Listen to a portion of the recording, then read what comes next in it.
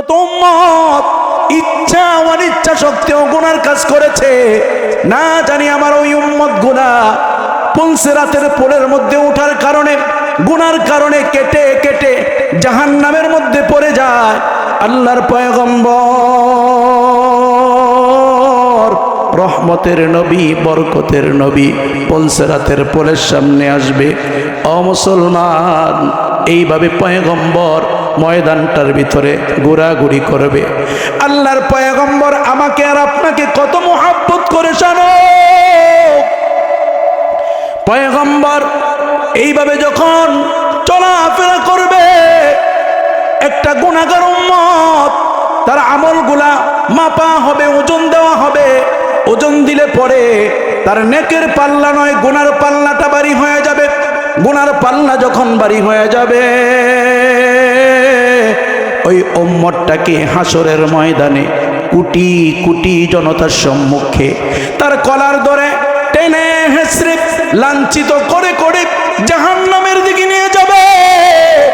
ওই গুনাহগার উম্মতটা কখনো ডান দিকে, কখনো বাম দিকে, কখনো সামনে, কখনো পিছনে কি যেন তালাশ করবে।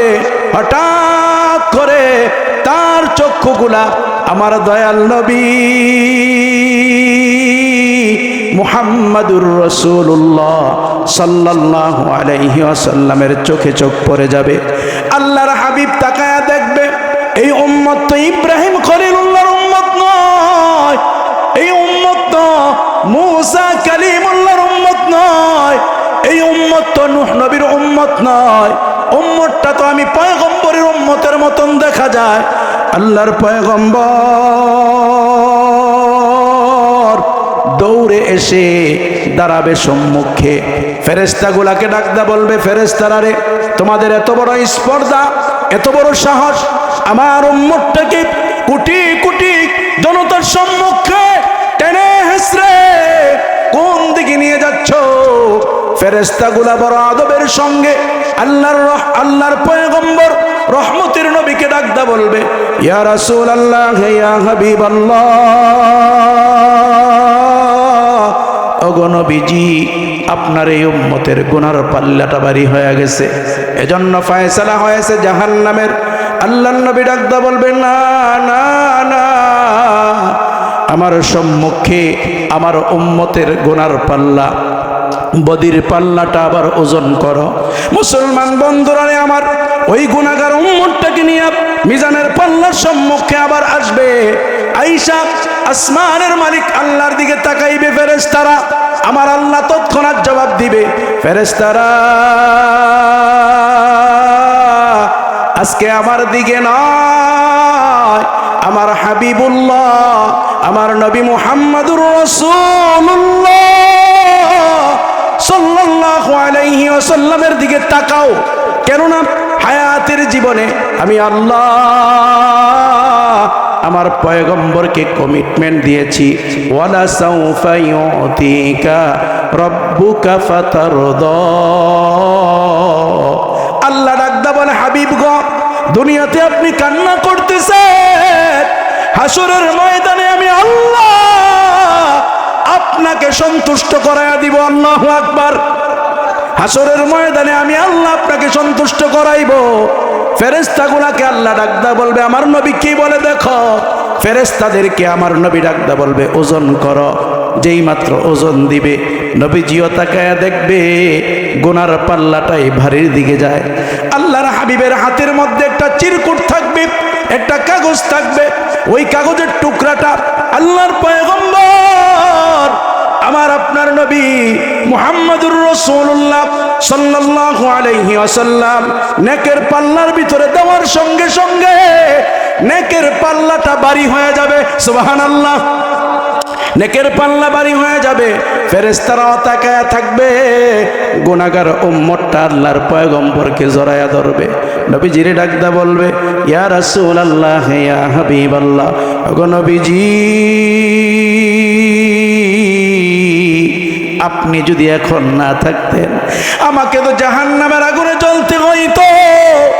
আল্লাহর হাবিব উম্মতকে, সন্তানকে বাবা যেরকম ভাবে স্নেহ করে এমন ভাবে স্নেহ করে ডাকদা বলবে, উম্মত রে, তোমারে দেখলাম তুমি হাসরের ময়দানে কি যেন তালাশ করতেছিলা, কি তালাশ করতেছিলা। ওই উম্মতটা ডাকদা বলবে, ইয়া রাসূলুল্লাহ, ইয়া হাবিবাল্লাহ, আমি তো অত নামাজি ছিলাম না, আমি অত ঈমানওয়ালাও ছিলাম না, কিন্তু আমাদের উলামায়ে কেরামের জবান থেকে শুনছি আপনি নাকি রহমতের নবী। হাসরের ময়দানে নাকি সব কিছু হবে আপনার উপরে নির্ভর করে। আল্লাহর নবী গো, আমি আমার বাবারেও তালাশ করি নাই, মারেও তালাশ করি নাই, আমি হাসরের ময়দানে তালাশ করছিলাম আপনি হাবিবুল্লাহ, আপনি রাসূলুল্লাহ কোথায়। আল্লাহু আকবার। আপনি নবীজি কোথায়, এটাই আমি তালাশ করছি। আল্লাহর নবীজিকে ওই উম্মত ডাকদা বলবে, ইয়া রাসূলুল্লাহ, ইয়া হাবিবাল্লাহ, আমার জানার বড় ইচ্ছা এই সাদা কাগজটায়, এই চিরকুটটার ভিতরে কি লেখা আছে। আল্লাহর নবী ডাকদা বলে, এই চিরকুটটা, এই সাদা কাগজটার ভিতরে তোমার নবী মুহাম্মদুর রাসূলুল্লাহ সাল্লাল্লাহু আলাইহি ওয়াসাল্লামের নাম মুবারক লেখা আছে। সুবহানাল্লাহ। তাহলে মুসলমান দুরূদ শরীফ পড়া দরকার আছে না নাই? কম না বেশি? দুরূদ শরীফ শুধু আল্লাহুম্মা সাল্লি আলা, আল্লাহুম্মা সাল্লি আলা মুহাম্মাদিউ এগুলা না, ছোট্ট ছোট্ট দুরূদ আছে। বানিয়াপাড়ার পীর সাহেব হুজুরকে জিজ্ঞাসা করবেন গিয়া, হুজুর গো, ঢাকার আশরাফি সাহেব বলছে আমরা যদি শুধু বলি সাল্লাল্লাহু আলাইহি ওয়াসাল্লাম, সাল্লাল্লাহু আলাইহি ওয়াসাল্লাম, ও হুজুর এটা দুরূদ হবে কিনা? আল্লাহর নবীজি ডাকদা কয়, মান সাল্লা আলাইয়া ওয়াহিদাতান সাল্লাল্লাহু আলাইহি আশারা। আমার কোন উম্মত যদি আমার উপরে একবার দুরূদ শরীফ পড়ে, আমার আল্লাহ ওই উম্মতের উপরে 10টা রহমত নাজিল করে। সুবহানাল্লাহ। তাহলে দুরূদ শরীফ পড়া দরকার আছে তো ইনশাআল্লাহ? পড়বেন তো ইনশাআল্লাহ? কারা কারা পড়বেন দুইটা হাত উঁচু করেন দি। আল্লাহরে ডাক দেন আল্লাহ, আর আওয়াজ করে ডাক দেন আল্লাহ, করুণ কণ্ঠে ডাক দেন আল্লাহ। আয় আল্লাহ, তুমি তাকায়া দেখো লক্ষ্মীপুর উত্তরপাড়া হাজীপাড়ি জামি মসজিদের, আয় আল্লাহ, আশেপাশে এলাকার যুবক বৃদ্ধ বাবারা হাত বাড়াইয়া আল্লাহ বলতেছে তোমার নবীর উপরে দুরূদ পড়বে। আয় আল্লাহ, তাদের জবানগুলোকে দুরূদওয়ালা জবান বানায় দাও। সকলে বলেন আমিন। দুরূদ পড়লে লাভ না লস? দুনিয়াতে না আখেরাতে? দুনিয়াতেও আখেরাতেও। দুরূদের ফজিলত কি? দুরূদের ফজিলত আজকে আমার আলোচ্য বিষয় না, এরপরে বইলা যাই। কারো ঘরের মধ্যে যদি মেয়ে বিবাহ হয় না, আপনি বেশি করে দুরূদ শরীফ পড়েন, বিয়ার ব্যবস্থা করে দিব কে? অনেক যুবক ভাই আছেন বিদেশ যাইতে চাইতেছেন, পারতাছেন না, আপনি উঠতে বসতে দুরূদ শরীফ পড়েন, বিদেশ যাওয়ার ব্যবস্থা করব কে? অনেক ব্যবসায়ী ভাই আছেন, দোকানের মধ্যে কোনো ধরনের ব্যবসা হয় না, বরকত পান না, বৈশা বৈশা দুরূদ শরীফ পড়েন, বরকতের ব্যবস্থা করে দিবে কে? আর এগুলো তো আমার কথা না, রসুল ছাড়া ইহকালেও শান্তি নাই, পরকালেও শান্তি নাই। জোরে বলেন ঠিক কিনা? আল্লাহ তাআলা নিজে বলছে, ওগো নবীজি, আপনি আপনার উম্মতদেরকে বলেন, তারা যদি আমি আল্লাহকে ভালোবাসতে চায়, আগে যেন আপনি নবীকে ভালোবাসে। সুবহানাল্লাহ বলতেন না? যদি আপনি নবীজিকে ভালোবাসে, আমি আল্লাহ বলতাছি, আমি আল্লাহ তাদেরকে ভালোবাসবো। সুবহানাল্লাহ। তাহলে আল্লাহর ভালোবাসা পাওয়ার জন্য আপনার তাহাজ্জুদ পড়ে আগে নবীজিরে ভালোবাসতে হইব। জোরে বলেন ঠিক কিনা? এখন খালি মুখে মুখে বলবেন যে হুজুর নবীজিরে ভালোবাসি, নবীজিরে ভালোবাসি, হবে? যুবক বন্ধুরা, বৃদ্ধ বাবারা, পর্দার আড়ালে আমার মায়েরা, ভালো করে শোনো, আমার নবীজিকে ভালোবাসার প্রমাণ দিতে হবে। যদি আমার নবীজিকে নিয়ে এই বাংলার জমিনের ভিতরে কেউ কটূক্তি করার চেষ্টা করে, আল্লাহর নবীজি যেই দিন ধর্ম আমাদের জন্য রেখে গিয়েছে, এই দিন ধর্মকে কেউ যদি ব্যঙ্গ করে, আল্লাহর কালামকে নিয়ে যদি কেউ কথা বলতে চায়, উলামায়ে কেরাম যদি, বানিয়ার পীর সাহেব যদি রাজপথে ডাক দেয়, আবু বকর সিদ্দিকের মতন, উমরে ফারুকের মতন, আলীর মতন, উসমানের মতন রাজপথে ঝাঁপিয়ে পড়তে হবে। জোরে বলেন ঠিক কিনা? কারা কারা ইসলামের ইজ্জতকে বাঁচাইবার জন্য, ও মুসলমান, কোরআনের ইজ্জতকে বাঁচাইবার জন্য বুকের তাজা রক্ত ঢেলে দিতে রাজি আছো? দুইটা হাত উঁচু করে তাকবীর দিয়ে আমার আল্লাহরে দেখায়া দাও।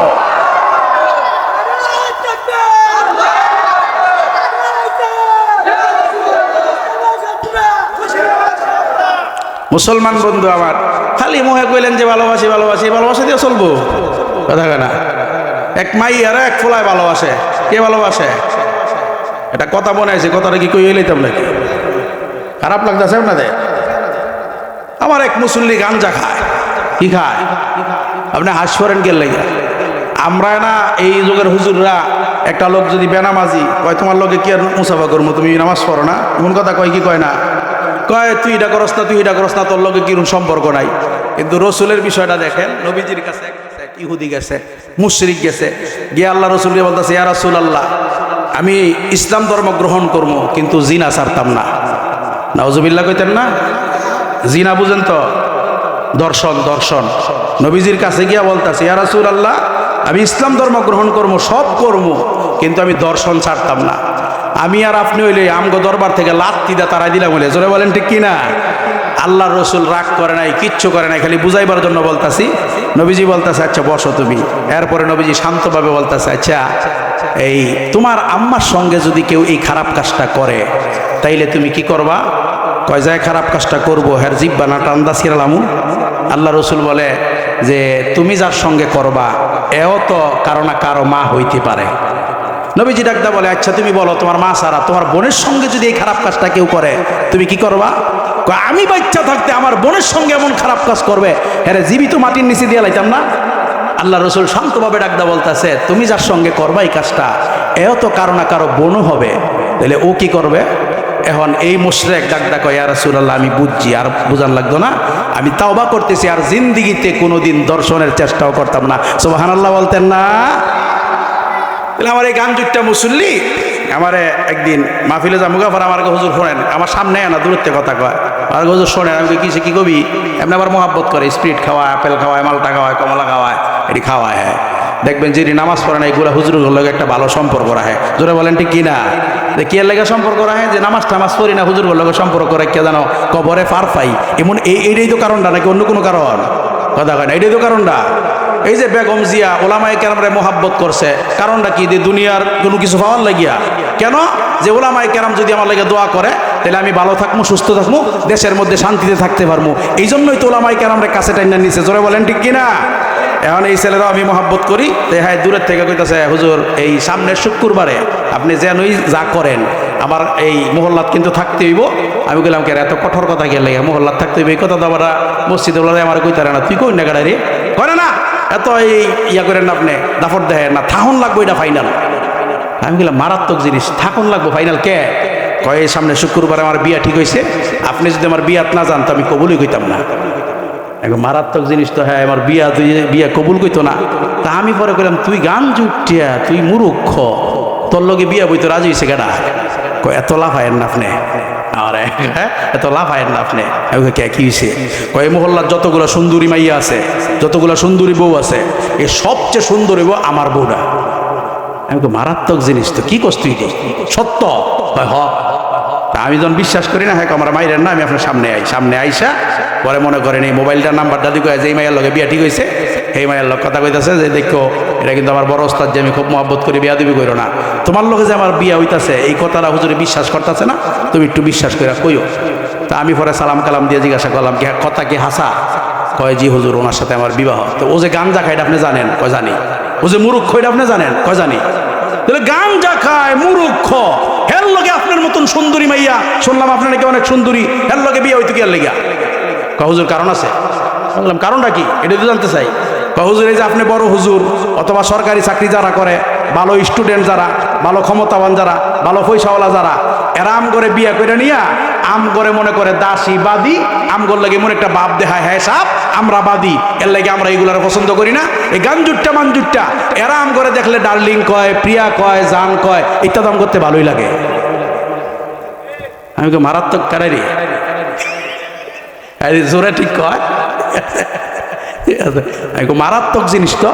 পরে চিন্তা করছি না, তাইলে তো বাসাত গিয়ে সাপ সাপ বাপ চলতো না, আমি যে বক্তা এই বাপ দেখাইলে তো পরে আমার এই কথাই কইব মাইয়ার যা জোরে বলেন ঠিক কিনা? তাহলে এই বউগুলোর লোকে সাপ মাপ চলতো না, জোরে বলেন ঠিক কিনা? আরে আপনি মিয়া নবীজির স্ত্রীগুলোর লোকে সাপগিরি দেখায় নাই, জোরে বলেন ঠিক কিনা? যেই নবীজির জন্য তামাম জগৎ পাগল, এই নবীজি ওই হাগো কাছে গিয়া করে, জোরে বলেন ঠিক কিনা? কথা তো আরেকটা মনে আছে, কইলে যা হযরত ওমর রে চিনেননি? কথা কয় না, নাম শুনছেন নি? এই মাফলার হলো, আপনি নাম শুনেন নাই? তো আপনি তো দাঁত দেখতে রয়েছেন, কোন চিনছেন না চিনছেন কইবেন তো, চিনছে? আরে আপনি পিছের ডাই যে গামছা বেঁধে লইছে এটা, হ্যাঁ হুও কয় না হাও কয় না, কোন দিকে মুন্ডা লাগে? আল্লাহ কবুল করুক, সকলে বলেন আমিন, সকলে বলেন মারহাবা, সকলে বলেন আল্লাহু আকবার। এই হযরত ওমর রাদিয়াল্লাহু তাআলা আনহু শাসন আমলে যেই উমর দেখলে, যেই উমর রাস্তা দিয়ে হাঁটতে গেলে শয়তান পর্যন্ত এই রাস্তা ধরে নাই, সুবহানাল্লাহ কইতেন না? শয়তান পর্যন্ত ভয় পাইছে, শয়তানে, ঠিক আছে? এই উমরের যুগে এক সাহাবীর স্ত্রী অনেক দজ্জাল, অনেক ক্ষণে দজ্জাল, কিছু মহিলা আছে না এমন, এমনে জামাইর এমনি আংরা বানাইলা আছে না কিছু, খালি দৌড়ের উপর রাখে, ঠিক আছে? এই কি জানি কয় উমরের আমলে এক সাহাবীর স্ত্রী এমন ক্ষণে দজ্জাল হয়ে গেছে গা, সব মহিলা কিন্তু না, জোরে বলেন ঠিক কিনা? অনেক মহিলা আছে, আল্লাহু আকবার, জামাইয়ের পাও টিপ্পা দেয়, জামার শৈল টিপ্পা দেয়, জামার কাপড় দিয়া দেয়, এরপরও জামাই বেচারা এই বেডিরে আদর করে না, আছে না নাই? আরেকটা কথা মনে হয়েছে, কথা কি কইলে তা দেখবেন সমাজের মধ্যে এই যে হুজুর গো বউ, শিক্ষিত মানুষের বউ, ভালো মানুষের বউ জাওয়ানগার চেষ্টা করে, গান জুট্টার বউ কিন্তু যায় না, জোরে বলেন ঠিক কিনা? এই যে মারা মারে, এই যে ফিডান ফিডা, হের মারে সহগাইল্লায়, হের বাপেরও সহগাইল্লায়, এরপরও বেডি গাঞ্জুটারে ছাইরা যায় না। আর বালা মানুষ সরকারি চাকরি করে, অফিস আদালতে চাকরি করে, সাপ সাপ বাপ হেরে থুইয়া বেরিয়ে ফরকিয়া কইরা রিক্সাওয়ালার লগে বাইকিয়া জায়গা। কথা কি হাসা কইলাম না মিশা কইলাম? চাচা আপনি কি কর, ঘটনা সত্য? একের 100 একের লাগিয়া গেছে গা, ঠিক আছে? হযরত ওমরের যুগে মনে আছেন আপনি গো, হযরত ওমরের যুগে সাহাবীর স্ত্রী ক্ষণে দাজ্জাল হইরা গেছে গা, তারপরে এই বেডিরে ডাকটা কইতাছে, এই তুমি যে ইমন করতাছ আমি কিন্তু ওমরের বাইর যাম, কই যাও। কিছু মহিলা আছে দেখবেন, ডর দেখাইবেন, এই তোরে কিন্তু কই দেশ না তুই, মহিলা গো এইসব বাস দেশ না তুই, দিয়া সারলে কয় গোলামের ঘর গোলামিরা করলি রে কি তুই, জোরে বলেন ঠিক কিনা? মহিলা গরুরে বড় জ্বালা, ঠিক আছে? আবার হ্যাঁ করে সারা চলেও না, একদিন যদি বেগম বাইত না থাকে তাহলে এই 5 পদের তরকারি আলুর ভর্তার ডিম ছাড়া কপালও কিচ্ছু জুটতো না, জোরে বলেন ঠিক কিনা? এখন লোক এবার মাথা বুড়ি মারায় না, বেড়িয়ে কইতাছে যাও, হ্যাঁ রাগ হয়ে চিন্তা করছে যাই দেখি ওমরের বাইত, ওমরের বাড়িটার কাছে গিয়া দেখে হের বাইত কি আগুন, এত বেশি আগুন চলতেছে হযরত ওমরের বাইত, সুবহানাল্লাহ কইতেন না? বেড়া কইছি বিচার দিতাম, বেড়া যাইব গা। হযরত ওমর রাদিয়াল্লাহু তাআলা আনহু টের পাইছে যে কে জানি একজন আইছে, আইয়া আবার যাইতাছে গা। ওমর রাদিয়াল্লাহু তাআলা আনহু দৌড়ে ঘুরতে বাড়িয়া দেখে জায়গা, কয় ও ভাই সাহেব কই যাও, ঠিক আছে? কয় না না বুঝ হয়ে গেছে গা। আরে আইলি কিচ্ছু কইলি না, বুঝ হইছে কি এটা কইয়া যাবি তো? হযরত ওমরের কাছে গেছে, হযরত ওমর কয় না কোন লাগতো না, আমার যা বুঝার বুঝ জ্বালাইছি ভাই, আমার সাইরা দেন। কয় না কে লেগে আইছি এটা কইতে হইব। পরে কয় যদি কইতো তখন আবার মাইন্ডে নিতেন না, কয় না মাইন্ডে নিতাম না। কি হয়েছে? কয় ভাই আমি দইছিলাম একটা বিশাল লইয়া, আমার ঘরে আপনার ভাবি সাহেবের অবস্থাটা বেশি সুবিধার না, আপনার ভাই দেখি আমার তে খারাপ, সুবহানাল্লাহ কইতেন না?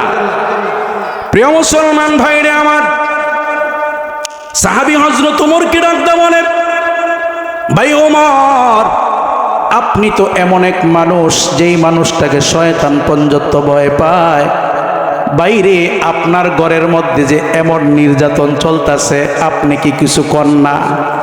হযরত ওমরে ডাকদা বলে, ভাই রে আমি ওমর যদি তার একটা থাপ্পড় দেই মাটির নিচে চইলা যাবে, মাঝে মাঝে চিন্তা করি লাগাই, যেই মাত্র হাতটা উঠাইবার যাই এমনি সময় কিছু কথা স্মরণ হয়ে যায়।